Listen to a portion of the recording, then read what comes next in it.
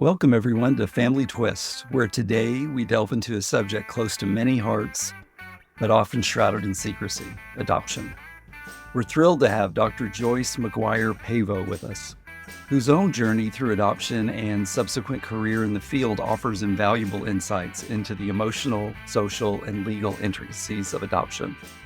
Join us as we uncover the layers of adoption, the challenges faced by adoptees, and the strides being made in adoption practices. So welcome to the show, Dr. Joyce McGuire Pavo. Thank you very much. It's wonderful to be here. What got you interested in the topic of adoption in the first place? 78 years ago, I was born and placed for adoption. I grew up in 46, the 40s and 50s, and those were the times when no one said anything. Right. It was a time of great secrecy. I mean, you couldn't even say the word cancer or asthma. Right. It was, a different time. And I was told I was adopted when I was about 3, and I vaguely remember it. And then I would ask and ask and ask, but that was it. We've told you, that's it. And my parents were great. Nobody was doing anything about adoption. Everything was supposed to be as if nothing were different, as if you were born into this family. They did a very good job after World War II of matching children to the families. So usually kids were the same ethnic and religious background as their parents for a while there when there was the baby boom. So long story short, I grew up, I had a sister 6 years older than me who was also adopted, different birth family. And we grew up in a nice upper middle class neighborhood in Lexington, Massachusetts. A couple of other adoptive families that we knew about each other, but no one ever discussed it with anyone. I never even talked about it with my sister. Wow. And so it was just not really talked about. But I asked questions all the time. I'm what I call a searcher. I wanted to know anything and everything that I could. I got to my late adolescence, and at that point, I wanted to know where I came from, and I didn't know how to do it. So I asked a friend who had just gotten her law degree if she would help me. And she said, I don't know how to do that. They don't teach us that. And I said, well, let's figure it out. Let's do it. And so we went and approached the bench and asked the judge for my records, and I received them. Wow.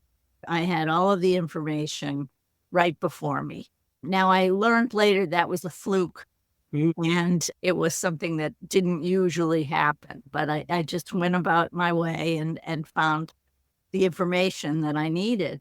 And then I went about finding my birth mother, and I was able to locate her and contact her. When I first contacted her, she called me pretty soon after she received my letter. This is the old days. This was when you hand wrote on beautiful stationery. And I wrote a million different letters and crumpled them and threw them in the wastebasket because they weren't quite right.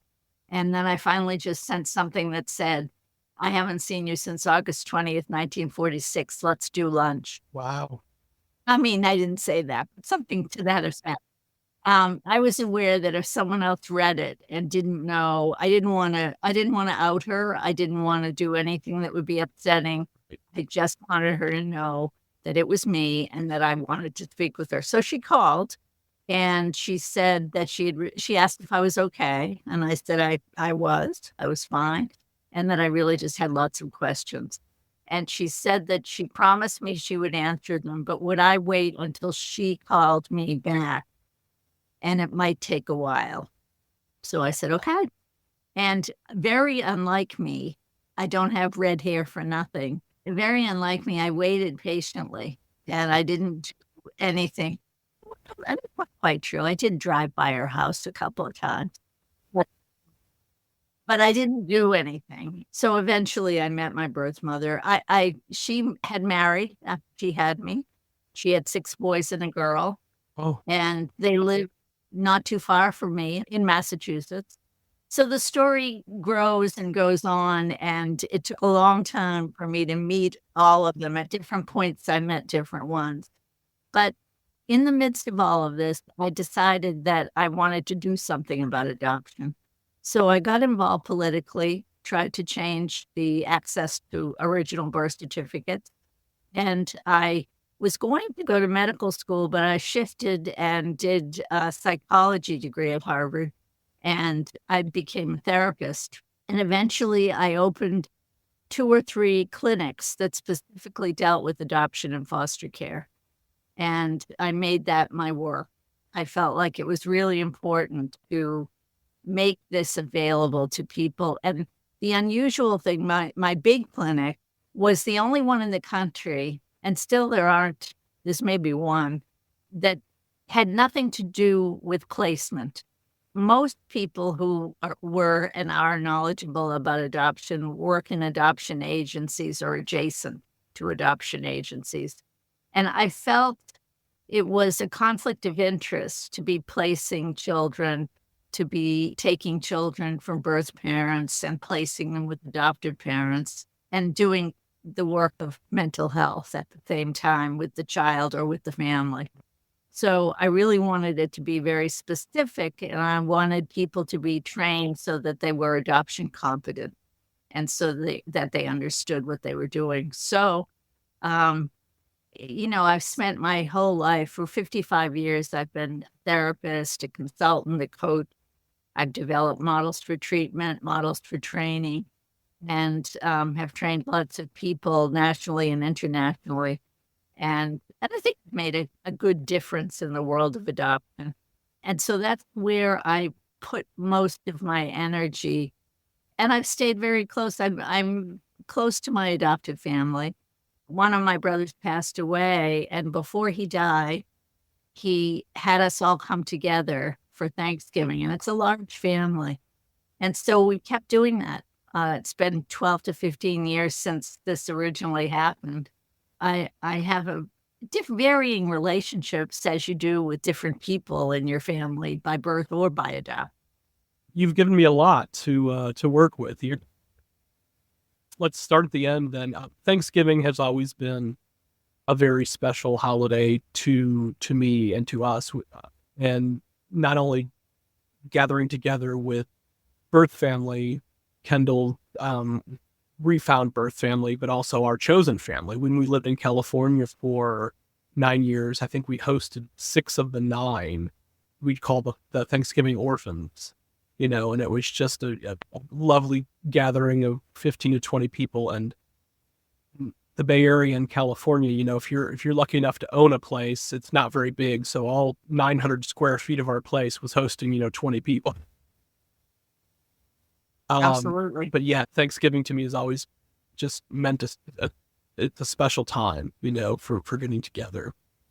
But then going back to the very beginning and relating to your red hair, immediately when you started talking, I thought about Little Orphan Annie. And I don't know if that radio program was a part of your childhood or not, but definitely something that I thought of because that character has always been a very strong character, and a very important character, I think. And, the idea of family and adoption. I never understand why I didn't have an incredibly rich work of family. Goodness. So, wow, it's, you did sort of philanthropy. Think of the, right, exactly. Yeah. Think of what could have been done. Yeah. But you sort of did the unthinkable of being able to be so proactive and being able to find your birth family in a time, we're talking decades before the internet, right? Like absolutely. It was, really. How do you even begin? Like, where do you go? Well, I made it up as I went along. I didn't know anyone else who did this. As I told you, I found a friend who was a lawyer, and I decided this would take some kind of court appearance. So I dragged her to the courthouse, and we were lucky enough to get a judge that said, okay.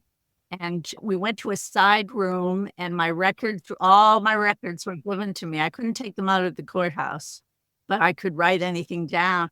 Unfortunately, we didn't have cameras in our phones back then. We Sure, didn't even right. have phones. So it was all a matter of writing on a notebook or something.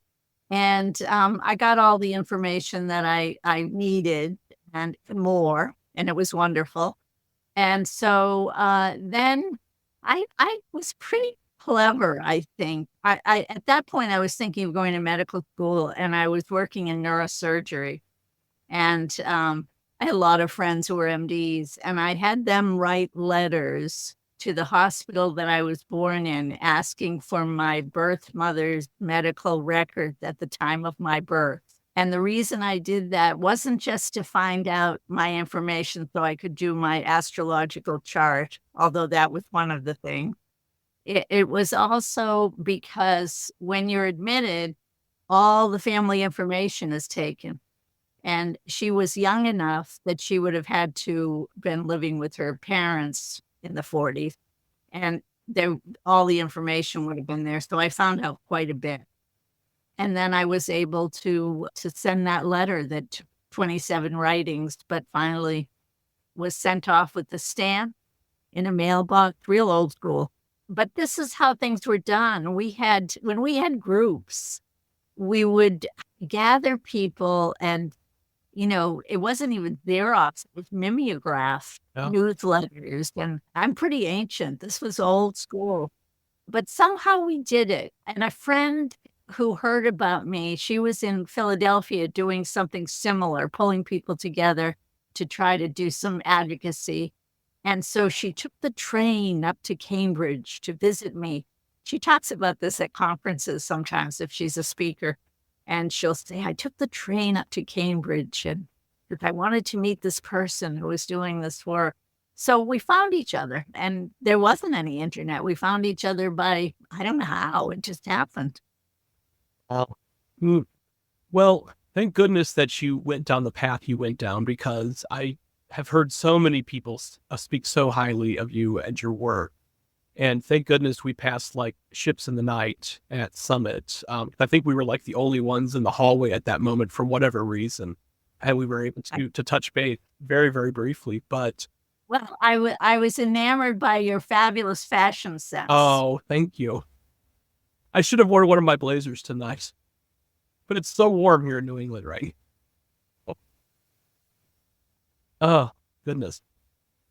Adoption continues to be a very controversial subject here, and there are a lot of big voices now. I'm just kind of curious as to where you stand. Like, where are your beliefs? Like, what do you think should be happening in the world of adoption in 2024? Oh, so many things. I think the internet and all of the social media, all the things that we have now are wonderful. And I think they bring people together, bring knowledge to people who wouldn't have it, bring information, bring lies and secrecy to the forefront. I mean, there's the good, the bad, and the ugly that we see on the internet. So that's the hard part, is really making sure that people get the right information. Well, that's the problem across the board, politically and every other way. So course. why would it be any different with adoption? But to answer your question, I think I'm varied in how I feel. I feel like there's a two-pronged situation in my mind. How to put this? Policy-wise, things should change radically. I wouldn't say I'm against, well, I don't know how to say this anymore because it changes over time, but I do not think adoption, the way it is constructed, is at all ethical or good. I don't think it works as it's meant to. And I think it's gotten itself into more trouble as it's tried to do what it thought was the right thing. I do think that from the beginning of time, and probably till the end of time, there will be children that need families and families that can take care of those children. And in the best of all possible worlds, every child should be with their birth parents, first of all, if not with extended family kinship, if not in their community where they will have some continuity. And if not, they should be in a home rather than an orphanage or some place where they're not given the individual attention that they need. Right. Now, that sounds lovely, but it's hard to make that happen. And it's hard when you're putting money into the wrong things. I think it was in the 90s that probably Clinton passed the Adoption and Save Families Act. And I was on the board of the Child Welfare League, their adoption board at the time, and I was against the title. The bill was meant to make sure that kids didn't stay in foster care for 18 years and never return to their birth family or never have any permanency. And I don't think too many people would disagree with that. Something should happen sooner. They should get back to either their family or their extended family, or something should happen to give them a sense of permanency. And that was the point of this discussion. But when they put adoption as the first word, the Adoption and Save Families Act, what it meant was that all those foster kids were going to be adopted as soon as possible to get them out of the foster care system. And, those of us who were involved in adoption at the time and knew what this meant kept saying, that's not going to work. You're going to have disrupted adoptions. You're going to have all kinds of problems, and it's not going to do what you think it's going to do. Don't do it. But it was done. We're halfway through this super informative episode. If you're enjoying Joyce's incredible story and finding comfort or a sense of camaraderie from her stories, we'd love your support. Hit subscribe, leave us a review, and share this episode with friends who might appreciate the beauty in life's unexpected terms. Your engagement helps us keep bringing these stories to light, and who knows, maybe you'll help someone discover a part of themselves they've been searching for. Stay with us for the second half. You don't want to miss what's coming up next with Joyce. And we don't have foster care anymore. Most people go into foster care to adopt. And we need foster care because there are situations where temporarily parents might need help to get on their feet, to get things, or if they're in rehab or they can succeed sometimes within a couple of years, but the children need to be taken care of in the interim, whether it's with family, which would be best, or with a foster home. So I think we need some fostering, and we've lost that in the process of doing this. The State Department finally got the picture that international adoption, there was a lot of trafficking, not overtly necessarily, but covertly. A lot of people in other places understood quickly that there was money to be made. Right.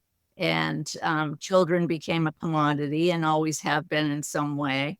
And that's just wrong. So there are things that are just not right. And we're replicating some of this with donor situations. The secrecy and keeping it closed, it doesn't serve anyone in the best. We need to be transparent and ethical. So I feel there's huge work to be done to change adoption. And maybe the word shouldn't even be used. Maybe there should be another word. The situation, as I said, will be necessary. Yeah. But how do we shift it so that it isn't misused? So that's my prong one. Then as a therapist, I believe wholeheartedly that we have to take care of the kids that are here in adoptive families. And you can't say adoption shouldn't exist and we hate it while these kids are trying to grow up and while they need to trust that they're in a safe place. Now, some of them aren't. Some people are up in arms about the number of kids that die in foster care or adoption, or the number of suicides that happen. And that's legitimate and of concern. But meanwhile, there's also kids who need to be in the families they're in because that's where they are. So my work has always been to try to support the holding environment, really help to educate the parents, both birth and adopted, I've worked very hard to open closed adoptions of minors for millions of years before anyone thought it was a good idea. Because the more openness, the more reality, the more transparency, and the more ethical behavior that we have, the more it works.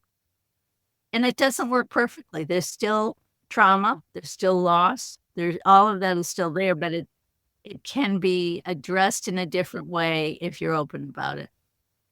Yeah, unfortunately, we're literally currently going through a situation where there's family strife, on Kendall's side with finding his birth mother's side of the family, and that it's really causing a divide as to one of his half sisters is saying, well, this was supposed to be a closed adoption. Well, it was. I mean, Kendall petitioned the court starting at 18 years old to figure out, where he came from. He only found out through DNA, so nobody predicted that was going to be something that was going to happen however many years later. But now it's out there, and, here he is. And the trauma of dealing with this rejection, and he, he's not really he's not alone. It's very in this. painful. He's not alone. But one of the things that I remember a conversation I had, I was fighting for records in New York once, and I was coming back from Albany on a train, and I sat next to one of the judges who had been at the meeting we had been in.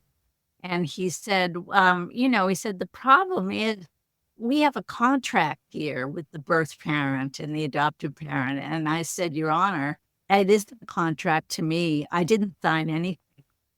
And if you're considering this a contract about adoption and one of the parties hasn't had any information and hasn't signed, then it's not a legal contract. So well said. And he was back. But it's true. It's true. We didn't say anything about this. We had no say whatsoever. Right. But one of the things, Corey, I believe everyone should search. You should find any and all information that you can. Problem with reunion is you can't legislate reunions, and people make choices in different ways at different times.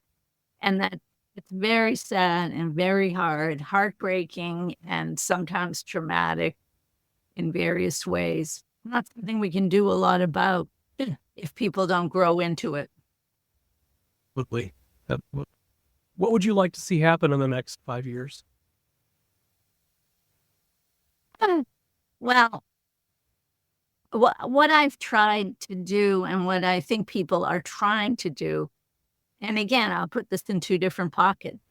I do think the more people can come together, we're from different generations. There's different issues for international, domestic. There's different issues for sibling sets, foster and private. I mean, there's all kinds of situations. So I don't think we can ever completely agree on everything or anything. But I think if we pick a couple of things that we're working toward and we join, it would be great. It's because everyone is so traumatized. There's a lot of infighting in adoption. And I think that makes it very, very hard. I love that Untangling Your Roots has brought together the Right to Know people with the NAP people. The last time was the time we were there was the second time it happened. The first time that conference happened, you could tell people didn't really know each other in some ways. Some of us did because we had worked in the field for a long time and had worked with both parties. But some people didn't really get how the others related to them in any way. And yet we do. And I think we have to open our arms and be more welcoming to step-parent adoption, to surrogacy, all kinds of situations that we have a larger number so we can impact some of the change that's necessary. So that's one thing I would like to see change. And then as far as therapy and really helping people, I would like to see more professionals, not just therapists. I think teachers, lawyers, pediatricians, trained to understand the complexities of adoption for all of the parties involved, but most especially for the child. Yeah. Yeah. I think you've really hit upon it right there. And it's not just getting educated about adoption, but it's getting educated about NPEs and donor conceived people and surrogacy conceived people. Obviously, we need more therapists that are well trained in that, but it needs to be across the board because this population is growing. Yes, and it behooves people to get on board for people who are usually quieting us because we do have DNA and we do have social media and people can find each other in a flash. Right. And I have a client who was adopted from Colombia and she doesn't speak Spanish, but through Translator on Facebook, she's been able to have a year-long conversation with her brother and develop a real relationship. It's amazing what we can do, and it's going to keep growing in that way. Not just the numbers that are growing, the ability to do some of the things that need to be done to feel whole, to connect oneself are really changing. And I think people need to get on board. You can't make it go away. No. And it's not a black and white issue. I mean, there's a lot of gray area, which is why, through our podcast and through things like Summit, it's like we have to be open to everybody's opinions and the conversation because everyone's experience is a little bit different. Not all cut and dry. Like Kendall's experience being adopted was wonderful. It was a close adoption, but only a close adoption because that was the law at the time. Yeah. Yeah. His adoptive parents were totally open to him, discovering his roots, when he got to a certain age. And unfortunately, they both died before he even got to that age. But they were certainly open to it. They were very progressive, for their time. And it's again, a lot of gray area there. Yeah. Yeah, definitely. So these conversations are very important. And again, just thank you for what you're doing and for going down the path you did rather than the medical side, because I think it's very important. You were very highly recommended to me by several people before we got the chance to meet. So I'm glad that we did. And I'm glad that you came on to speak with me today. Me too. And I think it's great the work you're doing. I mean, I think it is so important to be able to direct people to listen to some voices when they can't. This is so great. And as weird as the pandemic was, there were some good outcomes. People were able to Zoom and connect to people. I had clients in Singapore and in Saigon, and I met with a group of adoptive parents in Bangalore. The things that happened were very interesting and exciting. And I think we've been able to connect with people in all kinds of places, in all kinds of ways. For sure. I've always been a making lemonade out of lemons type person. It sounds like you are. Are there a couple of resources Absolutely. you can recommend in the meantime for people to check out just so they can get a little bit further educated? Generally on adoption, what adoption looked like in 2024? There is I think that the books that are coming out now, we have some amazing resources that are happening now. And I tried to put together a list, but someone told me there's a better list. I'd really want to pull that together and give it to you to be able to share with your Sure. listeners, because it's just amazing what's come out more recently.